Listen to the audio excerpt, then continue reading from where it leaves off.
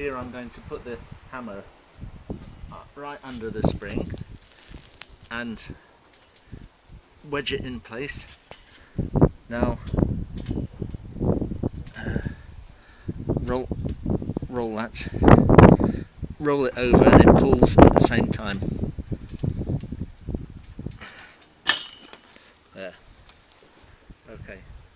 And here's one more, which will go a bit more slicker, I think.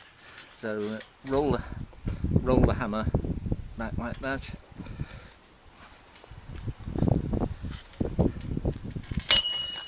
And lift. So you've got the leverage of the hammer. Okay.